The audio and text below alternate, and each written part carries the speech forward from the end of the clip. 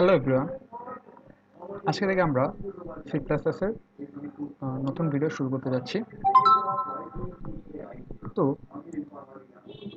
আপনি যখন একটা সি প্লাস প্লাস ফাইল বা একটা সি প্লাস প্লাসের কোড লিখতে যাবেন, তো আপনার একটা আইডি লাগবে। এখানে আমি কোড বক্স ইউজ করতেছি, আপনার যে কোনো আইডি ইউজ করতে পারেন। এখন কোড বক্সে আপনি যখন কোড করতে যাবেন, তো অবশ্যই আপনার একটা ফাইল ক্রিয়েট করতে হবে। তো আমি এখানে ফাইল ক্রিয়েট করার জন্য কোড বক্সে আপনি যেটা করতে হবে, ফাইলে গিয়ে নিউতে গিয়ে এমটি ফাইলে ক্লিক করলেই হবে, অথবা কন্ট্রোল শিফট এন দিলেই ফাইল ক্রিয়েট হয়ে গেছে। ফাইল ক্রিয়েট হওয়ার পরে আপনার অবশ্যই ফাইলটাকে সেভ করতে হবে। তো ফাইলটাকে যদি আপনি সেভ করতে হয়, তাহলে আপনি যেটা করতে পারেন সেটা হচ্ছে কন্ট্রোল এস। কন্ট্রোল এস দেওয়ার পর আপনি যে ফোল্ডারে সেভ করবেন সেই ফোল্ডারটা আসবে, অথবা আপনি নিজে সিলেক্ট করতে পারেন। আমি এখানে সি প্লাস প্লাস টিউটোরিয়ালে সেভ করছি। এখানে আপনার ফাইল নেম দিতে হবে। আপনি ফাইল নেম যে কোনো নাম দিতে পারেন, এফ দিতে পারেন, এ দিতে পারেন, যে কোনো নাম দিতে পারেন। তো আমি এখানে যেহেতু আমার ফার্স্ট সি প্লাস প্লাসের ভিডিও, তাই আমি ফার্স্ট দিয়ে নামটা সেভ করছি।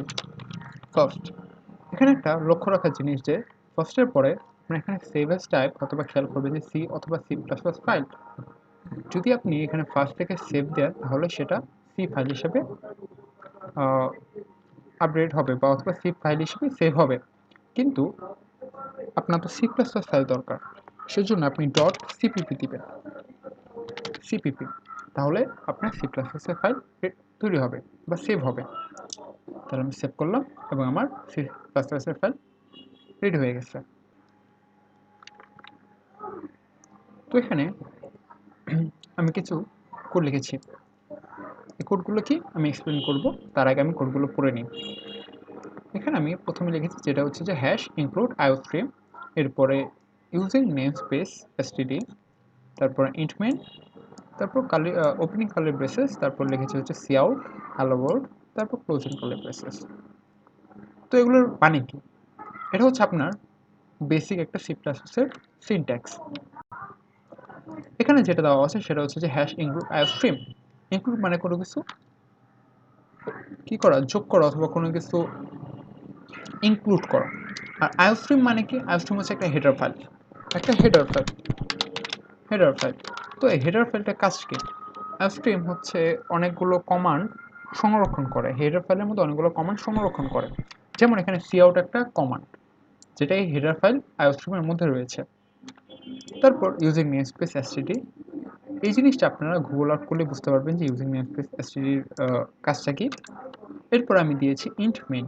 তো ইন্ট মানে এখানে বুঝা যাচ্ছে ডাটা টাইপ, যেহেতু ইন্টিজার টাইপের ডাটা টাইপ এটা, সেটা নিয়ে আমরা আলোচনা করবো আরও।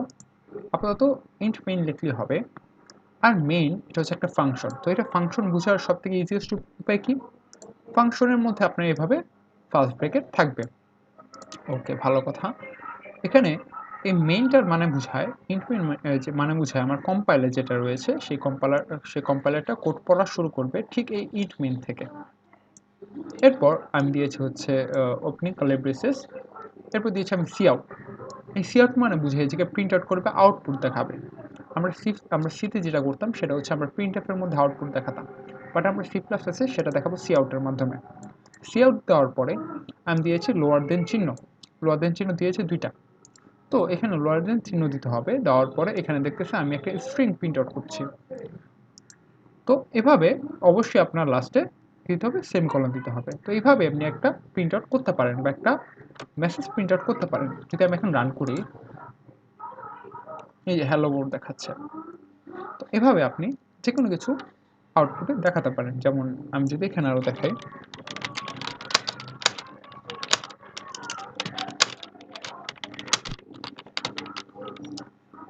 এখন যদি আমি রান করে, এই যে দেখাচ্ছে welcome to first C plus plus video.